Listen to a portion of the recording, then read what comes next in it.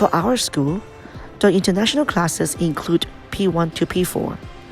And for P5 to P6, it's divided into international classes and local classes.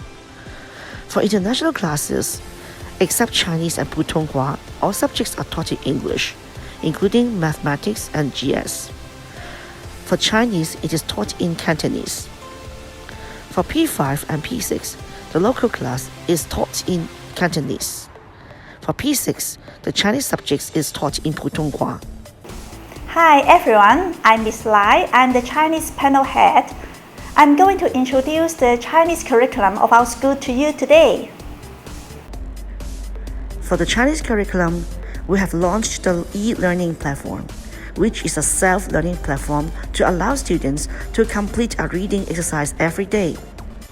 It aims at increasing the number of vocabularies that the students have learned. Moreover, we've newly launched our morning reading scheme in this year.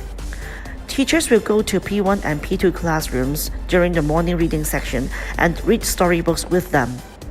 This can increase the positive energy of the students. For the lessons, students are divided into small groups based on their abilities as to cater for learning diversities. We've also launched our guided reading program as to allow adaptation of the P1 students. For assessment, the total marks for Chinese exam paper is 300 marks. With the reading paper and the writing paper, each occupies 100 marks. For dictation, there are altogether 10 times for the whole academic year. It occupies a total of 40 marks for the exam paper, and whereas the first 3 times of the dictation is not included. For the listening and speaking paper, they occupy 30 marks and 20 marks respectively. For speaking paper, it is 20 marks of the total exam. For the formative assessment, the speaking assessment occupies 10 marks of the total exam. Now it's time to pass to Ms. Chow to introduce the English curriculum.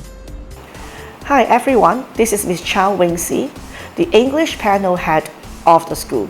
Today I would like to introduce the P1 curriculum of English. We adopt the space time from the EDB NET section. Each week, the students have 2 lessons with the NET. And we have different activities such as baking cakes, and students really enjoy the lessons. The space-time curriculum emphasizes on self-learning. At the end of the lessons, students are feel free to use the iPads or the self-directed learning exercise books for self-learning activities. We have 2 examinations and 1 test throughout the whole year. For examination, the reading and writing paper occupies 100 marks, and there is a formative assessment before the exam. It occupies 20 marks of the exam. Therefore, the total marks of the examination is 120 marks. For the listening paper, it occupies 30 marks, with an additional of 10 marks, which comes from the 2 listening practices in normal school days, as well as the 2 dictations. For speaking paper, it occupies 30 marks, with an additional of 10 marks from the 1 speaking practice of normal school days. For the test, there is only a paper for reading and writing, and only occupies 100 marks. We promote reading. Every year, we have a reading day. Teachers and students are dressed up as their favorite book characters and share the books with others. For P1, we have newly launched a picture book reading section in the lessons. For others, we have provided after-school activities for students. We have also supportive programs such as the English Foundation class for P1 students.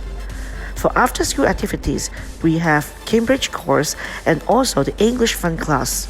We aim at arousing students' interest in learning English. I hope everyone will have a better understanding of the English curriculum for P1. And now I would like to pass the time to Ms. Cole, the math panel head teacher. Hello, I'm Ms. Cole. I'm the math panel head. I'm now going to introduce the math curriculum to you. In order to increase the ability in maths, we have different maths worksheet and e-learning platform for students. Also, there are formative assessments. 10 marks will be counted in the exam and test. To arouse the interest in the lessons, teachers will use Smartboard and iPad for teaching. We use different teaching tools to help students to understand maths easily in the lessons. As you can see, there are many different activities and competitions to raise students' interest in learning maths. Okay, now I pass the time to Miss Long. Hello, I'm Ms. Long, the GS panel head of ManQ. Let me introduce you the GS curriculum of our school. Different from traditional one-way teaching and learning, General Studies emphasizes on the balanced development among knowledge, attitude, and skills. We are eager to help students learn by doing. Therefore, the teaching and learning activities in GS curriculum is multidimensional. Apart from regular lessons, students take part in various science inquiry activities. Teachers arouse students' awareness on inquiry and self-learning through questioning, hypothesis, experiments, and trials during science inquiry activities. Embarking on the century of information technology, knowledge is no longer enough to cope with the rapidly changing life. ManQ has been promoting STEM, that is creative technology, in recent years. By applying interdisciplinary knowledge, technology, and other skills, students can improve their problem-solving skills through designing creative daily products. One of ManQ's school visions is respecting and appreciating multicultural values and cultivating a broad worldview. Project Learning Week, held every year, is highly compatible with our school vision. Students are divided into groups to explore about the world under different themes with teachers. Through cooperation in various activities, such as data collection, outings, experiencing, etc., students discuss the topics in depth to achieve life learning. ManQ encourages enjoyable learning and focuses on cultivating students' development in different areas. General Studies is closely related to life and current affairs. We hope that students will achieve a balance among knowledge, attitude, and skills development. Therefore, we adopt diversified assessment in General Studies. The proportion of formative assessment and summative assessment is similar. In addition to reducing the pressure of paper assessment, it also cultivates students' higher-order thinking skills in learning. I wish you know more about the GS curriculum of our school. Now, my colleagues will introduce you the Audio Pen program.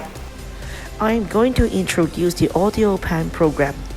For Chinese, English, Math, and General Studies teachers, they selected some of the teaching materials for the Audio Pen program. With the audio pens, students can listen to the pronunciation of their teachers. It's like an extension of the lessons as they can hear their teacher's voice at home. It also enhances self-learning. For Chinese, it includes the word bank, high-frequency word, integrated exercise, workbook, textbook, and dictation note. For English, students can listen to the pronunciation of the phonics, vocabulary, high-frequency words from the space-time booklets, and also from the dictation notes. For both mathematics and general studies, it includes the textbook's glossary. Now, there are library books with the audio pen function in each classroom. And for P1 to P2 students, they can also borrow the books from the school. With the audio pens, we aim at creating the effect of the teacher telling stories at home. Thank you, everyone.